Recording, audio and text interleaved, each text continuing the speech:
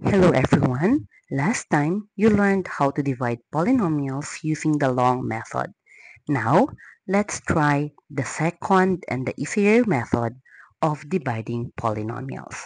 Let's have the synthetic method. When we say synthetic method, it is a shorthand method for dividing polynomials by a linear factor, a polynomial of degree 1, like x minus r. Again, kailan lang daw natin pwedeng gamitin ang synthetic method? Pwede lamang daw siyang gamitin kung ating divisor sa given polynomial ay linear factor. Ibig sabihin, dalawang term lamang at ang ating value dapat or ang exponent ng ating variable ay 1 lamang. Hindi pwede ang squared, hindi pwede ang cube. Dapat 1 lang ang highest exponent ng given expression. So, let's first have this activity bago tayo mag-proceed sa ating lesson. Let's have arrange and complete. Directions: arrange the terms of each polynomial from highest to lowest degree. Write missing terms using 0 as the coefficient. So let's start. I have negative 17x plus 5x squared minus 15. So kung i-arrange natin yan, mapapansin natin hindi kompleto ang terms niya pero hindi in order ang kanyang exponent. Hindi from highest to lowest. Ang sabi kasi dapat highest to lowest. So let's arrange. We have 5x squared minus 17x minus 15. So in-arrange natin at kompleto ang terms. So let's proceed to number 2. I have x cubed plus 18x minus 19x squared plus 5. So, ang aking highest exponent ay 3. Kompleto ang terms, i-arrange natin. So, I have x cubed minus 19x squared plus 18x plus 5. Okay? So, dahil walang kulang, wala pa tayong nalalagyan ng 0. Let's have number 3. I have 3x cubed plus 8 plus 4x squared. So, we have 3 as the exponent, 3, 2, then constant term na to. Ito yung 0 na tinatawag natin. Ibig sabihin, walang variable. So, nawawala ang ating 1. 3, 2, 0. Nawawala ang 1, kaya maglalagay tayo ng 0. Ang kasama ng 0 ay variable na x. Ang exponent ng x ay 1 lamang. So, si 1, hindi natin siya nilalagay. Imaginary 1 siya. So, that becomes 3x cubed plus 4x squared. Ito yun. Dahil wala tayong x plus 0x plus the constant term which is 8. Let's have number 4. Number 4, 3x cubed plus x. Ayan, dalawang term lang pero ang highest exponent ko ay 3. So, ilagay natin ang mga nawawalang terms. I have 3x cubed, wala akong squared, kaya 0x squared, copy ang x, then add 0. Dahil wala din naman akong constant term. So, 4 na yan. 1, 2, 3, 4. Kapag kasi 3 ang highest exponent, dapat 4 na term kasi laging may constant. Kapag 2 ang highest exponent, dapat 3 term. Parang nag-a-add 1 siya para sa ating constant. Okay? So, that's how we arrange the given expression in order. Again, exponent should be from highest to lowest. At kung may nawawalang term, kompletuhin lang natin ang nawawalang term. Let's have the second activity. We have find the value of x. For directions, find the value of x in each expression. So we have number 1, x minus 3. So hanapin natin ang value ni x kapag meron tayong x minus 3. So lagyan lang natin yan ng 0, equate natin kay 0. Then, si negative 3, either gumamit tayo ng APE or addition property of equality, wherein nagpa-plus tayo dito. Opposite ng minus 3 is plus 3, then plus 3 din sa kabila. Or, just do a shortcut, yung tinatawag nating transpose. So, ilipat si negative 3, that becomes positive 3. Kaya ang value ng aking x sa expression na x minus 3 is 3. Let's have number 2. X plus 5. So, ano kayang value ng x dyan? So, lagyan ng equal 0. That becomes negative 5. Very good. Let's have number 3. 2x minus 5. Paano kaya pa ganyan? So, lagyan lang natin ng equal to 0. Si negative 5, ilipat sa kabila. That becomes positive 5.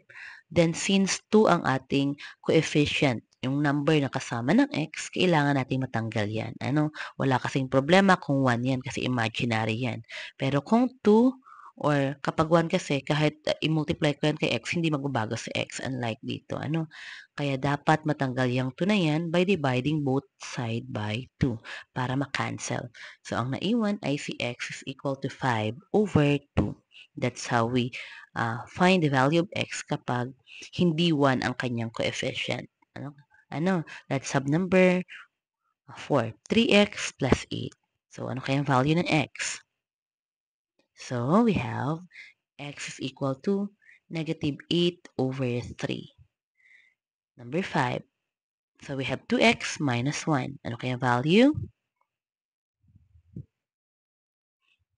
So, we have x is equal to 1 over 2 or 1 half. So, that's how we find the value of x in each expression.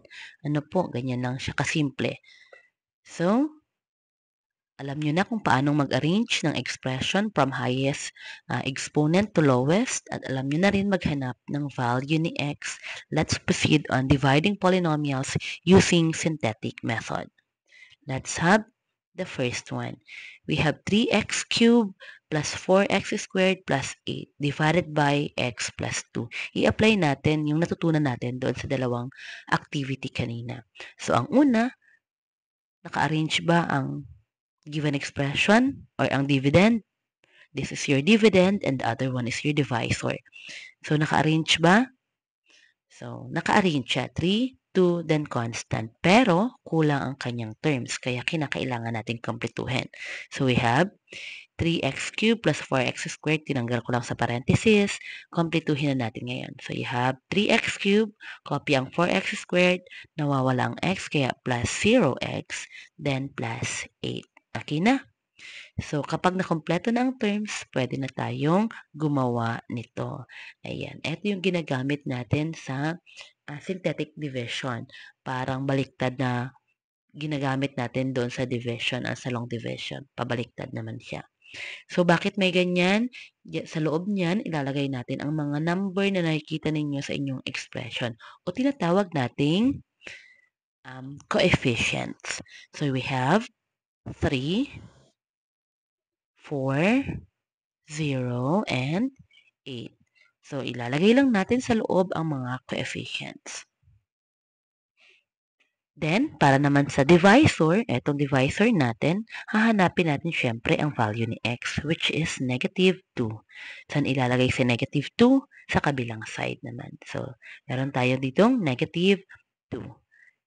So, gawin na natin ang synthetic division. Pero bago yan, tatandaan na kapag paakyat ang ginawang pagsusolve, laging multiplication. Kapag galing naman sa taas, pababa, you add. Okay? Again, mula sa baba, pataas, multiply. Mula sa taas, pababa, add. Again, let's start. We have ang unang coefficient natin ay 3. So, bring down 3. Ibababa lang natin yan lagi. Lagi ba? Oo, lagi natin ibababa yung nasa unahan. Bring down 3. Then, let's multiply. 3 times negative 2 becomes negative 6. Then, i-add natin pababa. 4 plus negative 6 is negative 2. Then, negative 2 times negative 2 is positive 4. And 0 plus 4 is 4. Then 4, again, times negative 2 is negative 8. And 8 plus negative 8, 0. So, sana nasundan natin kung paanong i-compute. So, baba, multiply, add. Multiply, add, multiply, add, hanggang makarating kayo sa dulo. Then after nyan, kapag may mga sagot na kayo sa ilalim, lagyan na natin ng mga mark para alam natin kung sino-sino ba yung mga numbers na yan. So yung huli doon sa sa nakuha ninyong sagot, yung pinakahuli, ang inyong magiging remainder. Always yan. Always ang huli ay remainder. Anong kasunod ng remainder? Constant term. Anong kasunod ng constant? X. Then, x squared. Dito yan ang galing.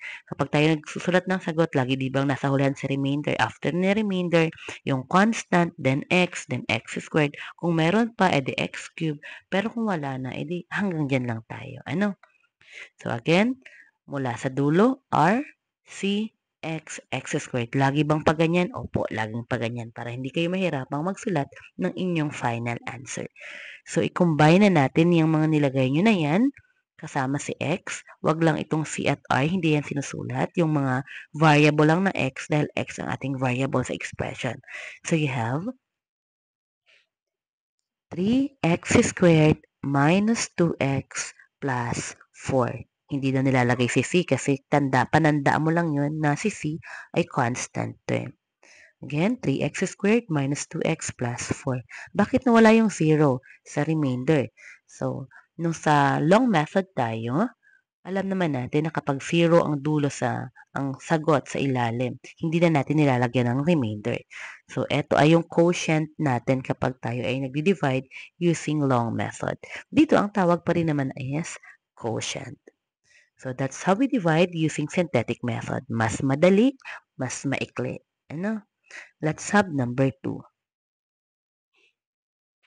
So we have 4x cubed plus 26x plus 320 plus 21x squared divided by x plus 5. Unang tanong, naka-arrange ba? Hindi. Obviously, hindi. So, i-arrange natin. So, we have 4x cubed plus 21x squared plus 26x plus 320. O, arrange na 3, 2, 1, 0. Kompleto ang terms. Ibig sabihin kasi 3, 2, 1, 0. Pasunod. So, kung kompleto ang terms, naka-arrange na, proceed na tayo. So, kopyahin ang mga coefficient. I have 4, 21, 26, and 320. Okay ba? So, para sa ating divisor, ang titingnan natin lagi ay si x plus 5 o ang iyong divisor din. So, we have x plus 5 wherein dapat nandito yung arrow. So, x plus 5 becomes negative 5. So, sa negative 5, ilalagay natin yan. Okay? So, negative 5. So, again, bakyat, multiply, pababa, add. Bring down 4. 4 times negative 5. Okay, negative 20. 21 plus negative 20 is 1. Now, 1 times negative 5, negative 5. And 26 plus negative 5, 21. 21 times negative 5 is negative 105. And 320 plus negative 105 is positive 215. Sinabtract natin siya kasi magkaiba ang sign. And we follow the sign of the bigger absolute value. Kaya positive 215 siya. So, lagyan na natin ang pananda. We have R, C, X, X squared. Let's combine 4x squared. Okay, yan yun. Plus x. Bakit nawala yung 1? Again, si 1 hindi natin nilalagay. Imaginary siya, automatic. So, plus x. Plus 21. Wala ng x yan kasi constant term nga siya. Pag sinabing constant term, walang kasamang variable. Then, may remainder tayo. Hindi siya 0. Kaya ilalagay ang remainder na 215 over x plus 5. Saan ang galing sa x plus 5? Yung original divisor mo kanina. Ito. So, ilalagay mo siya sa ilalim ni remainder. Hindi ba sa ilalim nilang lahat? Hindi. Sa ilalim lamang ni remainder. Kasi once na minultiply natin ito, yung 4x squared plus x plus 21 by x plus 5. Then, i-add natin itong 215. Ang labas niyan ay ito. Ano, kapag minultiply natin at inad. So, kaya mahalaga na si divisor na x plus 5 ay para lamang kay remainder. Okay ba? Let's proceed sa number 3. So we have 6x cubed minus 5x squared plus 4x minus 1. Kompleto ba ang terms? Okay, kompleto. So, kung kompleto, proceed na tayo. So we have 6, negative 5, 4, negative 1. Yung negative, laging nilalagay kapag negative ang given term. Ano? Laging nilalagay. Yung positive, hindi na ilalagay si plus kasi automatic pag walang nakalagay, positive. So, for our divisor, ayan, 3x minus 1. Paano ang ginawa kanina? So, in-equate sa 0, we have x is equal to 1 over 3. Nilipat si 1, magiging positive, then divide both by 3, kaya 1/3. So, meron akong 1/3. Kung mapapansin nyo, ang aking divisor ngayon ay hindi na whole number. Fraction na yan. So, anong gagawin kapag fraction? Kapag fraction, hindi na times plus lang. Ito ay divide. Divide muna, then times, then plus pa rin yung kabilang side. So, let's start. I have here 6. Bring down 6. 6 divided by 3 is 2. And 2 times 1 is 2. So, ilalagay ko si 2. Then, negative 5 plus 2 is negative 3. Okay, negative 3 divided by 3. Ilan ang negative 3 divided by 3? 1. Negative 1. Negative 1 times 1 is negative 1. Then I have 4 plus negative 1. Ito yan, 4 plus negative 1, positive 3. Then 3 divided by 3, 1. 1 times 1, 1. Or positive 1. Now, negative 1 plus positive 1 is 0. So, again, 0. Wala ulit tayong remainder. So, markahan na natin R, C, X, X squared. So, you have 6x squared minus 3, 3x plus 3. So, again, hindi na natin isasama sa remainder kasi 0 naman siya. Ito ang ating quotient ngayon. So, that's how we divide using synthetic method if your divisor is a fraction number. Okay?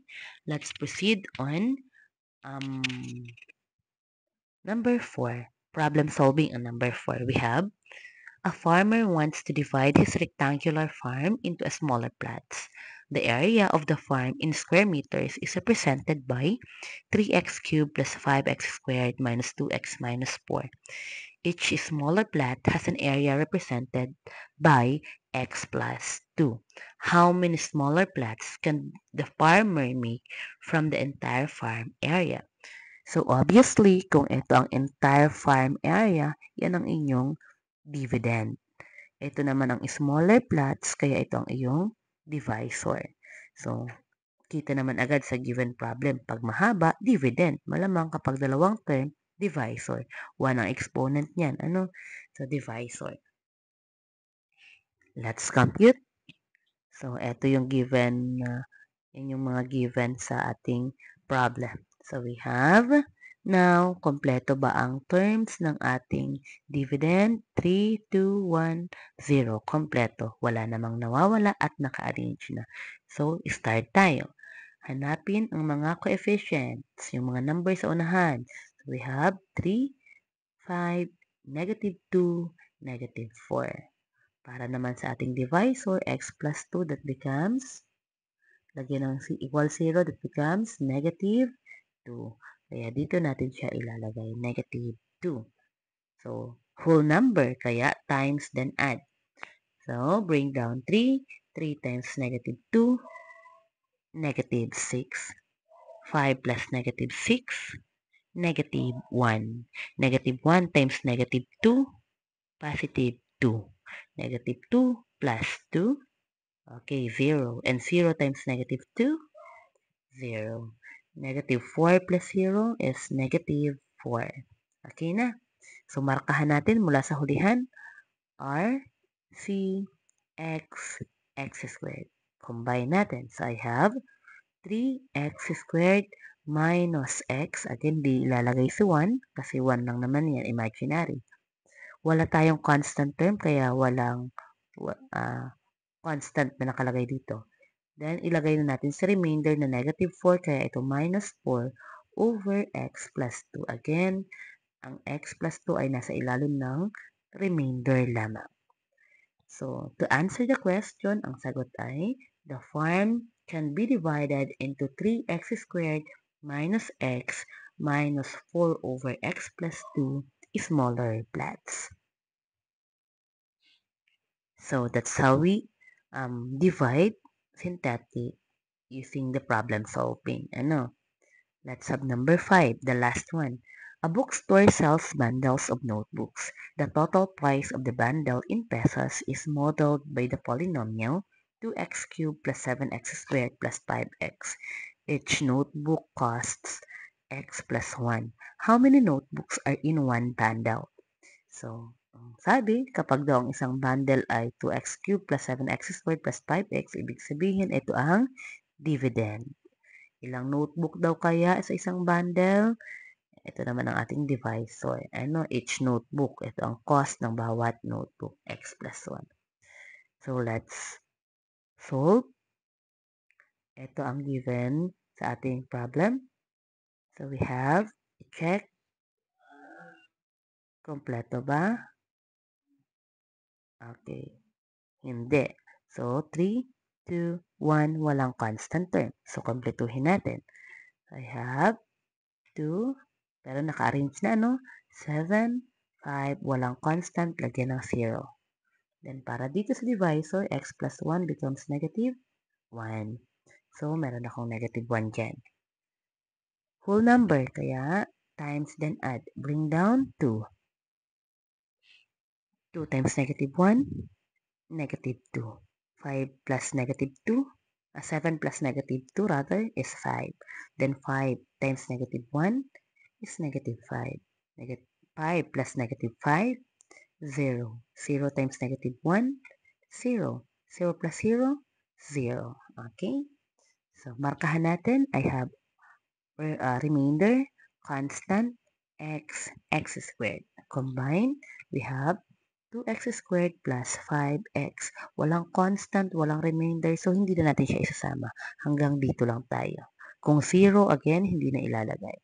So, ito ang ating quotient. And to answer the given problem, we have the bundle contains 2x squared plus 5x notebooks. So, that's how we divide polynomials using synthetic method. Again, kailan lang gagamitin ang synthetic? Kapag ang given divisor ay may 1 as the highest exponent. Doon nyo lang pwedeng magamit ang synthetic method. So that's all for today. Thank you and God bless.